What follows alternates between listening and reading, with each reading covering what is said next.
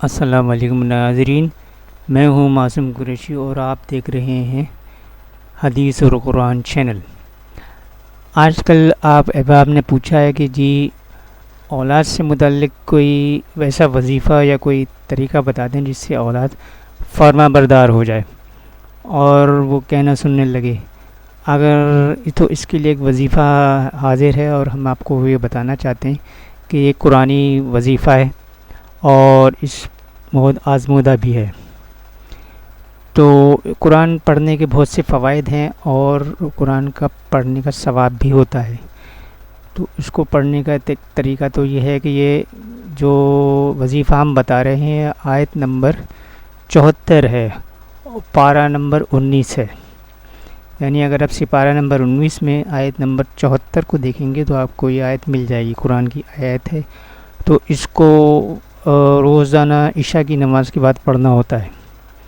اگر آپ کے بچے یا کوئی بڑا بچہ ہو، چھوٹا بچہ ہو، وہ کہنا نہیں سنتا ہے، بات نہیں مانتا ہے، ہر چیز میں اپوزٹ چل رہا ہے، قرآن پڑھنے میں وہ کوئی دلچسپی نہیں لے رہا، نہ نماز پڑھ کی پابندی کرتا ہے اور کہنا بھی نہیں سنتا ہے والدین کا، تو پہلی بات تو کہ والدین کو دین سے متعلق بچوں کو شروع سے ماحول میں رکھنا چاہیے، دینی ماحول میں، اور دین کی معلومات ان کو ہونا چاہیے۔ آج کل کے بچوں کو دینی معلومات ہی نہیں ہوتی۔ تو مختصراً یہ کہ اگر بچے کہنا نہیں سنتے اور بات نہیں سن رہے ہیں، اولادیں کہنا نہیں سن رہی ہیں، بات نہیں سن رہی ہیں، تو اس کے لیے یہ وظیفہ ہے، جس کو میں پڑھ کے بھی آپ کو سنا دیتا ہوں، کہ جس کا طریقہ کار بھی آپ کو بتا دیتے ہیں۔ کہ سب سے پہلے تو آپ آیت نمبر 74 پڑھنی ہے سپارہ نمبر 19 سے میں، جس کے الفاظ یہ ہیں: ربنا هب لنا من ازواجنا وذریاتنا قرۃ اعین واجعلنا للمتقین اماما۔ اس کے بعد آپ نے 7 دفعہ پڑھنا ہے۔ 7 دفعہ جب آپ پڑھ چکے ہیں، پہلے تو اول آخر درود شریف پڑھیں، اس کے بعد یہ 7 دفعہ پڑھیں۔ اس کے بعد آپ نے اللہ تعالیٰ کا اسم مبارک پڑھنا ہے، یا عزیزو، یا وہابو، یا رحمانو، یہ آپ نے 111 مرتبہ پڑھنا ہے۔ اس کے بعد 7 مرتبہ سورہ کوثر کی تلاوت کرنی ہے اور پھر درود شریف پڑھ لینا ہے۔ اور اس کے بعد نبی پاک صلی اللہ علیہ وسلم کی خدمت میں ہدیۃ تحفۃ پیش کرنے کی اور منظور کرنے کی دعا اللہ تعالیٰ سے کیجیے، ان کی وسیلہ جمیل، ان کی برکت سے، اور ان کی برکت سے تمام امت کو یہ آیت پڑھ کے بخشوایا کریں۔ اس کے بعد آپ اپنے بچوں کا اسپیشلی نام لیں، ان کے نیک و صالح ہونے کے لیے دعا کریں اللہ تعالیٰ سے، اور یہ آپ کو ہر عشاء کی نماز کے بعد لازمی کرنا ہے، 7 دن تک یہ کرنا ہے۔